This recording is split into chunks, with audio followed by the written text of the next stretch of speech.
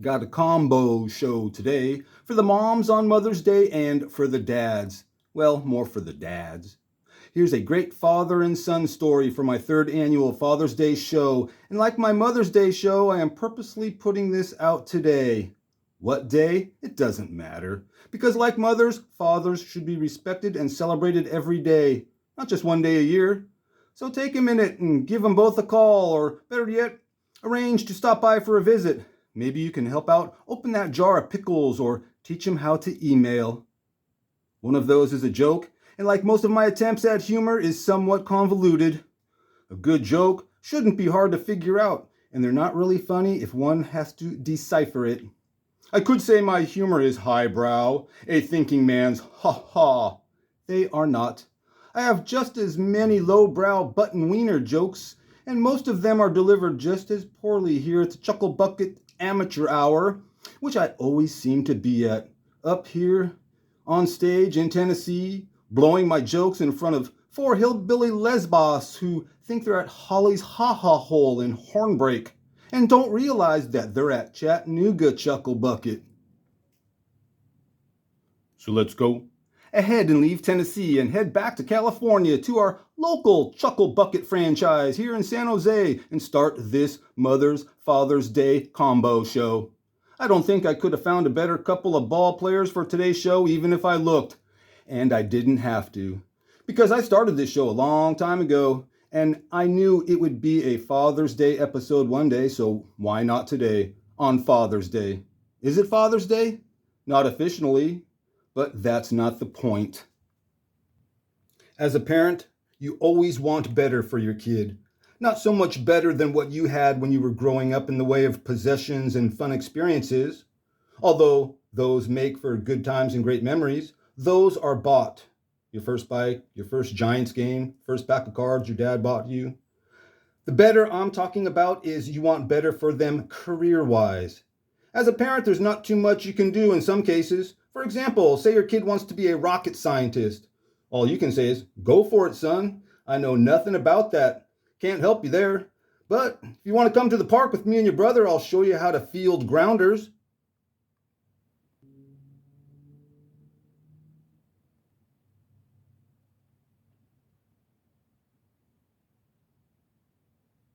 As a parent, you have certain skills learned since childhood. In this case, baseball. A skill you excelled at and were good enough that you turned pro, but not good enough to make it to the majors.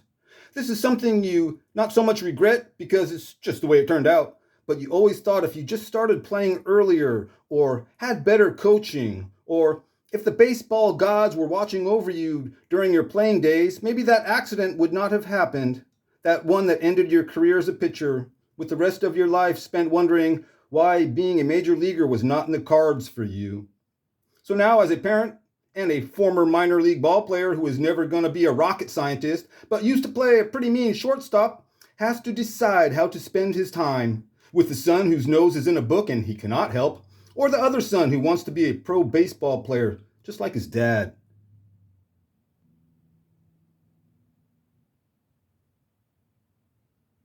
On November 28, 1958, Dave Righetti was born, a year after his big brother Steve, who played in the minors. And no, Steve didn't want to be a rocket scientist.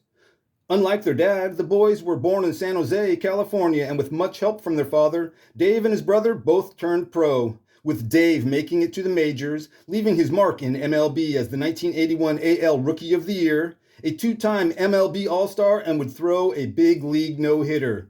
Whereas his father, Leo Charles Righetti, never made it out of the minors. Leo Righetti was born in the year 1925 in San Francisco, and Leo's mom, Stella, grew up next door to Hall of Famer Tony Lazzeri, and Leo always wanted to play for the Yankees. If you were thinking Leo was born in San Jose, that's a good guess because there were lots of Italians in San Jose back in the day, and that's where Leo's family would move to. Growing up, he would attend and play baseball at the prestigious Catholic prep school called Bellarmine, founded in 1851 and is the oldest Jesuit school in California and second oldest west of the Mississippi. Leo also played for his local CYO team. That stands for Christian Youth Organization. They enable the gifted to excel and the left gifted to participate. And it's all about participating amongst your peers, learning about life, yourself, and how to deal with others while handling adversity. The first minor league team in the city of San Jose was the Prune Pickers in 1891 of the California League that also included teams from Sacramento, San Francisco, and Oakland. This is a full decade before the creation of the Pacific Coast League. The San Jose Prune Pickers were also called the Dukes or the Gardeners and were league champs that first season. With no stadiums, home games were played at a variety of venues including Bellarmine or San Jose High School. There was also 4 colleges all within walking distance. So this meant there was always scouts around at local games. Fast forward 50 years and it was Yankees scout Joe Devine that showed interest when he saw Leo Righetti and signed him in 1944 to a $10,000 contract. They liked his infield skills but turned him into a pitcher because of his weak bat. The Yankees started him in Double-A with their Binghamton triplets, and he played a few games with the Newark Bears in the International League.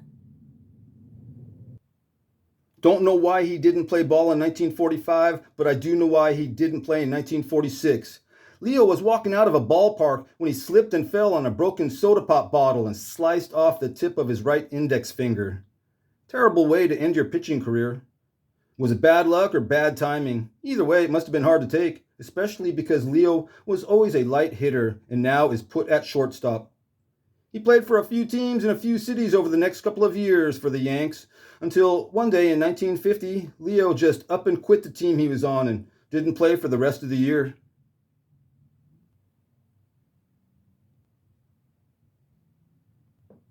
No info on that situation.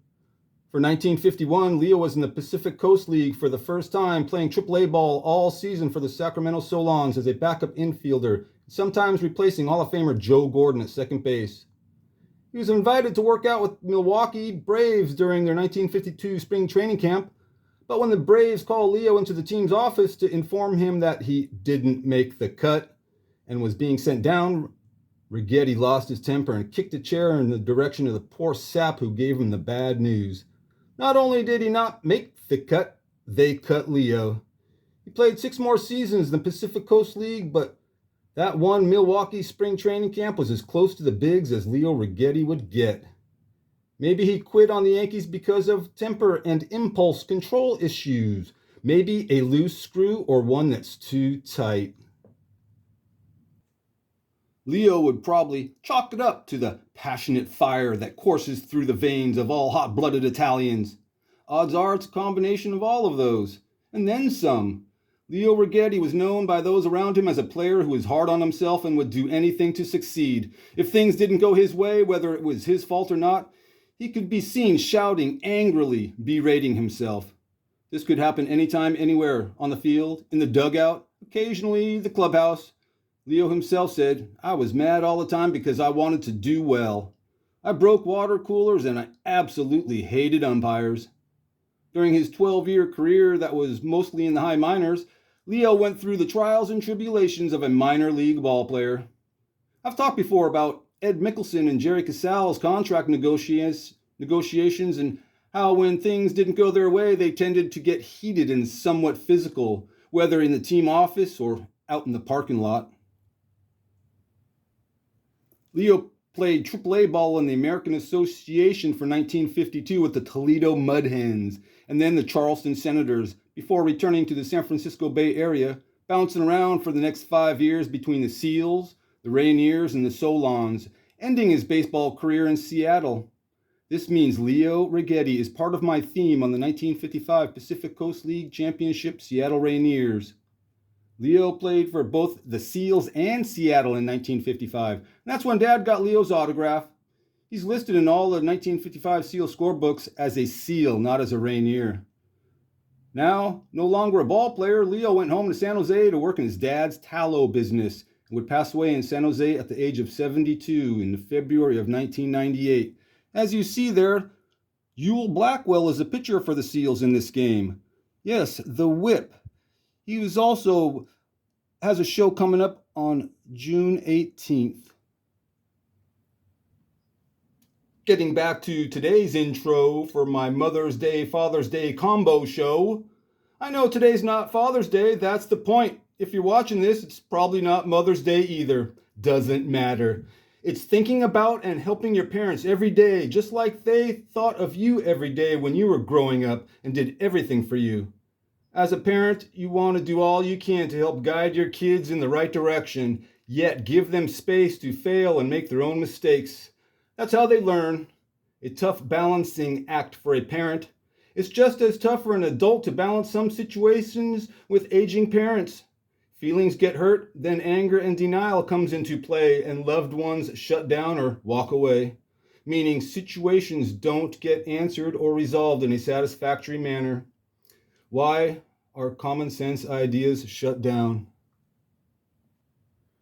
It's because some people refuse to even consider changing their ways, even if those ways are detrimental to their well-being and worries their loved ones, who knows these ways are wrong and need to be stopped. You ever try to change somebody who thinks they're right when clearly what they are doing is totally wrong? I have. I've said it before. There's stubborn and then there's real stubborn. Accepting the reality of a particular situation is important because when common sense is no longer used in one's life for even the simplest things you do every day, pretty soon you don't know right from wrong and the loss of reality can't be far behind. Then it's over and you've lost the person you once knew and shared a lifetime with, and they aren't coming back. God, I hate talking about the hardships of marriage and kids.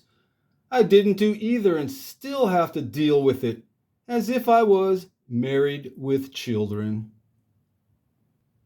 I told you from the start, this is a sports channel that revolves around family and perseverance. For Leo Righetti, it must have felt so good to see his son Dave fulfill the dream that Leo himself had. And even if it didn't come true for Leo, with his help, the dream came true for his son. On the other hand, you have Leo's son Dave, who became an MLB All-Star and said that he has mixed feelings about making it to the majors and how his dad didn't. Dave said he never talked to his dad about this, but could sense over the years, at times, something was missing. Dave also said this about his father, quote, "I never want to disappoint him. When I saw the movie Field of Dreams, I cried. The guy talks about playing catch with his father and his father not making it. There has always been that emptiness for me. Why was I blessed with this arm? Why did I develop? If only I could give him one game in Yankee Stadium." Unquote. By feeling sorry for his father and questioning the powers that be, why he was blessed to make it and his dad was not, just goes to show he was raised thinking of others before self, and are the words of a son who dearly loves his father, and the sentiment held by any properly raised child. Knowing how his dad struggled in the minors, something tells me that Dave loved his dad so much that he would have traded places with him at the drop of a hat just to make his father's dream come true.